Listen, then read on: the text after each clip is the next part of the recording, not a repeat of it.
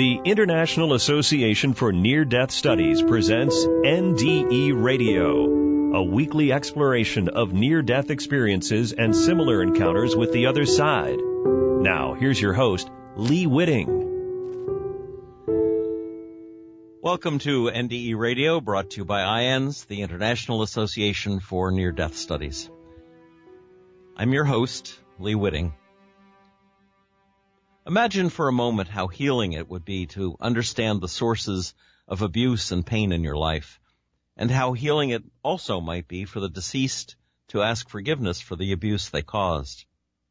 For example, imagine if you could see how your abusive parent had himself been abused as a child, and imagine how guilty that parent must feel now watching from the other side as the results of their abuse play out in their children's, grandchildren's, and great-grandchildren's lives as the chain of abuse goes forward through the generations. Well, our return guest, Richardson, has developed the psychotherapy to bring about that kind of healing between the living and those who have crossed to the other side.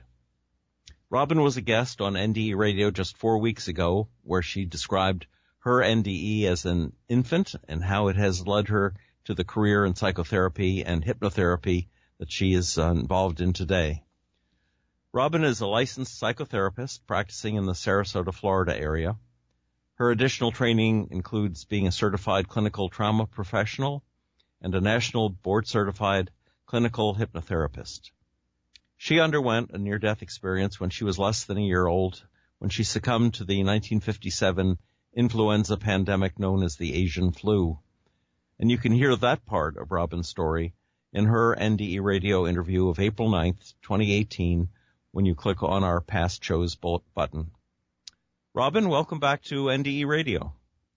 Well, thank you for having me back. I appreciate this wonderful opportunity to reach out to everyone. Well, there's a whole other part to your story that I think the audience is going to find fascinating. So, Robin, tell our audience how you've been able to reconcile generational problems between the living and those who've passed over. Well, what I've been able to do is synthesize, if you will, from a number of different philosophies and sources and healing practices, and combine it in a way that kind of custom tailors it to each client for their healing process. If you can imagine, it creates opportunities or opens doors to a multi-generational healing process, really by resolving past hurts, wrongs, situations that were very, very tumultuous, and it creates a new path of interactions for the person here on Earth who's hurting, who may not have been able to resolve those situations, or sometimes it can happen they can resolve them if the individuals are still here on Earth, and they can have that conversation with their mother, their father, their sibling, their kid. But what happens is when we were able to do this, client, it allows them to be empowered. It allows them to enact a beautiful new path, a way of proceeding, so that they can see a whole new way of connections and a way to define themselves in this new created healing path. And what I've been able to do is utilize it from both I guess there's healings on many different ways, Lee, but I've incorporated the Huna practice, where the ancient Hawaiians literally would bring in forgiveness from all parties involved, both sets of the families, aunts, uncles, all kinds of generations, both on Earth and in the other dimensions. But also the Genogram practice as a licensed psychotherapist that I teach. Genograms is basically doing an accounting of all the generations. At least when I do it, I have enough time in session to be able to do it 4 generations on both sides. And a genogram is a little bit different than just doing a family tree, because what it does is it charts the individuals, the relationships, whether the birth date, the death date, the physical, any kind of health, physical issues, but also the emotional aspects. So was there a cut-off relationship? Was there also an enmeshed relationship? Was there mental health issues? Was there alcoholism? Was there drug abuse? Was there OCD, ADHD? Was there rage? Was there verbal abuse, mental abuse? Was there sexual abuse? All this gets charted. And then when you start to see it, it unfolds a whole new way of looking at what the prior generations went through, what was gifted from above, that then created like a snowball, if you will, in a downward fashion. And it can be wonderful opportunities. It could be wealth, but it could also be poverty. It could be trauma, but it could also be great love. And you'll see the greatness come through as well as the hurts, the problems, the abandonment. And when you can get that kind of forgiveness and the individual starts to see what their parents and their grandparents might have went through, that allows for an opening mentally and intellectually, seeing it in a whole new way, and it allows forgiveness on so many different levels. But also, when you're able to do this kind of work, it creates a new path for the client, for them to see a bigger picture. And emotionally, with hypnotherapy, when you can get to that beautiful state, we can get emotional releases, lots of forgiveness, and they can move past into this new path of perceiving themselves as a beautiful avatar of change for their generations that came before them and for the generations that will go into the future, because they can be that change agent. And that is very empowering. And a lot of times people can actually feel, connect with their loved ones, both on earth and in heaven above. And sometimes they may only be able to conceptualize it mentally, but it receives so much healing on all different levels. Now you're using hypnotherapy to open up the door for your clients, as I understand it, and to some extent, I guess that would put them in a meditative state where they could imagine a deceased relative. But on other occasions, you might actually put them in contact with the real deceased relative. So tell us about the differences between those two. So it's different layers, because some individuals, I also have a vibrasound technology. It's a sound bed where you have transducers that create vibration that kind of course through the entire body. So it's a visceral healing, a beautiful healing, but it also allows for a more beautiful path into the theta state. So it's just another layer of wonderful healing that can happen that kind of facilitates this. So for those people who would like, because I will only offer that which an individual may like to proceed with, but I have that as a beautiful assist, and I call it the 21st century technological assist to Buddha bliss. It's beautiful, but it allows that beautiful visceral, physical relaxation to come over the individual, takes them to a beautiful state, and in that state, you can create and have a connection to a higher state, higher levels that you can open up to and access. And in that state, you can do true therapy. It could be an emotional where I will do a gestalt. You can imagine like the gestalt two-chair therapy where you're talking to the other individual that has hurt you or wronged you. What would you say?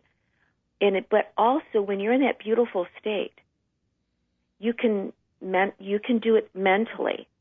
You can do the genograms mentally. But now, what if we put you in that state and you actually can start to access your higher state, your higher beautiful levels, and be open to starting to feel the other individual. and make that beautiful connection from a higher self to a higher self. And not everyone, but some beautiful individuals have been able to allow themselves to actually feel deceased ones, to see them, to connect with them, and not just that, but to resolve past hurts, wrongs, and traumas. And that allows a whole new way of proceeding. Have you been witness to dialogues between the living and the deceased? Yes. And you'll feel it.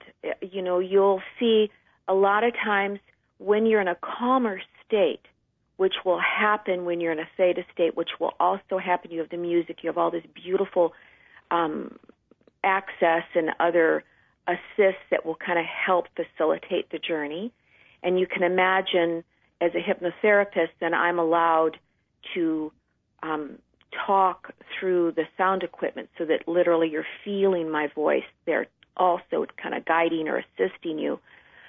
So some individuals can all of a sudden will start to say, oh my gosh, I can see this person, or I'm starting to feel that connection. I'm, can physically start to unwind this, and I'm feeling them. And I'll say, well, then what are you seeing? What are you feeling? What is the other individual saying? What are you wanting to say? And so that's how it will start to open this pathway. And can you imagine not just being able to mentally resolve the differences, but at that moment to be able to do that from an interdimensional aspect with right. a spirit or soul. Do you find that it helps if a person's familiar with the actual social history of a grandfather, say, or a great-grandfather who might have gone through the Depression or might have PTSD from being a soldier in World War II, that kind of social setting that created so much pain in our ancestors that might have manifested itself later in abuse or a cruelty or lack of ability to communicate that caused the traumas to go on and on. It through keeps the generations. just getting itself recreated, and it's dropped down, and it just keeps going down the generations. And I have been able to see a lot of people.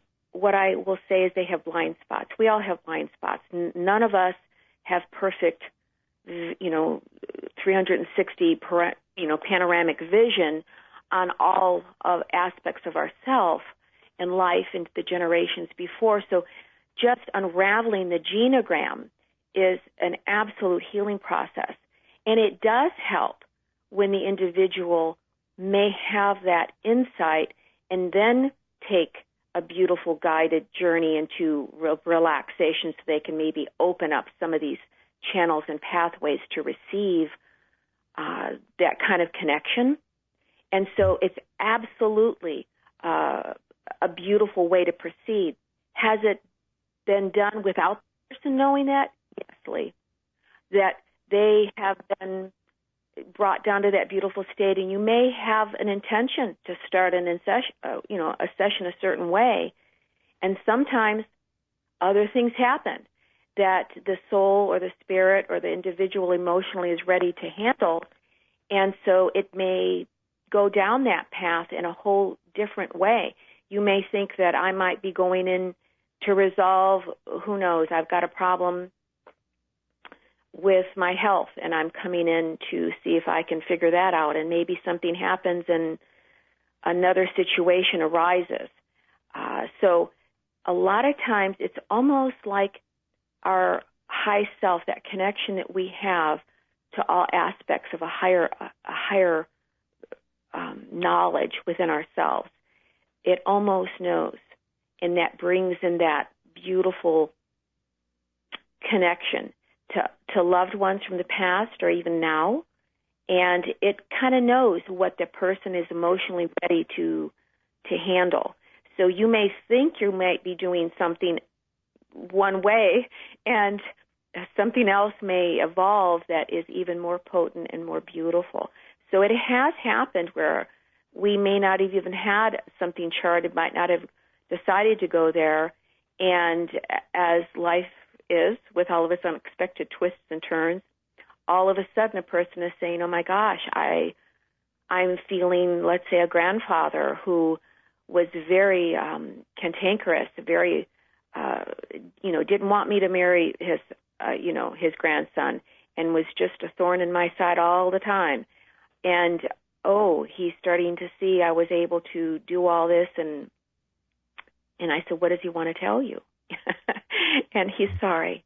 He's trying to make it right, And so such a beautiful healing experience can happen with something like that. Yeah. Do you think our ancestors are watching from above and regretting the pain that they inflicted on their children, whose children or grandchildren are now still suffering from the effects of their original abuse? I think that if I'm, and I guess I'm coming at it from two different ways. From my own NDE, I do know that I was able to hear every thought, could feel every thought of those individuals that on Earth, and know what they were thinking and feeling. So I was able to see and perceive that. So I know that on the other side that we can do these things if our consciousness is directed in that fashion. I myself, I'm a mother of 3, and I can take that next step, saying and feeling that would we always want the best? And then if you can see that something happened in a good way, that's beautiful, and that's what prior NDEs have said. But also you have the ripple effect, both good and bad. Would an enlightened soul, seeing the good, be absolutely overjoyed with their children and their loved ones on Earth being able to receive those benefits and the bounty? Beautiful joyousness. But if they could have that chance to see maybe how an action had created a hurt or a wrong, would they not want to make it right? Absolutely. I believe that any soul would want that, whether they're on Earth or in heaven. And so love is transcended. It loves between dimensions. So the love that you would exhibit on Earth, I believe that you would exhibit in the heavens, and that would be part and parcel of it. And being in this theta state, do you think this opens a person up to not only to communication with ancestors, but also to what a Christian would call the Holy Spirit, a sense of spiritual healing, guardian angels, or however you want to envision that? Absolutely. Happens all the time, where you'll start to feel, and each person's path is a little different. Each person's understanding what they can see, what they can know, what they can experience. And so my job is to facilitate that, to open that a little bit more and assist in that beautiful way. But has that happened? Yes. Can it continue? And it's an opening. It's an opening to all those different dimensions and assists. And if you can see our role, and we've always heard that if we could know how beautiful it could be and how wonderful our spirits and souls are here on Earth, we could be even more. And even as Jesus said, these things I do, you can do these and greater things.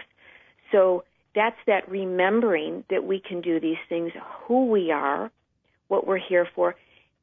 And a beautiful technique that I have that can allow people to start to envision this, to can facilitate this, is to have a mirror, look at the mirror, look at yourself, and then look at all the generations behind you that are standing behind you, that brought you into existence on this life. So there's grandparents, there's great-grandparents, there's the ones, onward that keeps going. And then you're there with your life and your purpose and the ability to do these things on Earth. And now look into the future and see maybe your children, their children, all into the future, and that you can be that avatar, that change agent, both having the ancestors cheering you on as you can proceed in this new, beautiful, new mission to enact into this world and create that. But also now we have all the prior generations and all the future generations, because as Einstein said, past, present, and future are all one, simultaneous. But now we can then open it up not just to souls, but to all the other angels, any kind of helper, assist, spiritual guide on all levels. That's a multitude of helpers loving you and assisting you on your mission for healing. Could you give our audience a couple of examples of, and of course keeping your clients anonymous, of events you've experienced? Well, what I can say is, and there will be no names. So what I'm going to try to do is to show, I'll try to keep it as careful as I can to not divulge any information that could identify anyone. Of course. So let's say we have a situation where it can be an emotional wound that can then create all kinds of problems in a person's life. So let's say we have an individual who may have had a horrible, let's say, an abusive father. And they have, let's say, a wonderful, loving mother. But if the father was abusive towards the mother, physically, mentally, in all many different manners, and a young boy was very upset, but had anger and rage. If you can imagine your mother being beaten, imagine the little boy that would be so upset and angry and rage-filled. He wants to help his mother. His mother's being beaten in front of him. So can you imagine the trauma that little boy would have? So then he grows up, and perhaps maybe he gets involved in drugs. He may have, situations where he acts out, and he's reacting too, but he doesn't know why. And a lot of the different therapies and rehab units and all this, he'll go in and then just not be able to remain clean. And now imagine, if you will, you can identify for that individual the reasons why he's acting out and wanting to go into a destructive way or numb the pain. Because a lot of times with substance abuse and any type of situation, people either trying to numb the pain, they're trying to make the thoughts go away or suppress them, because that will happen with trauma. So you'll try to suppress it, you'll make it go away, you'll have the intrusive memories so that you're trying to make them go away. So you may drink, you may drug, you may act out, you may get angry, you have reckless behavior. So in that kind of situation, being able to identify why release the trauma is that was what was happening. Oh my God, my father, I'm trying to protect my mother, and let's say he then, the father went after the little boy and started hurting him.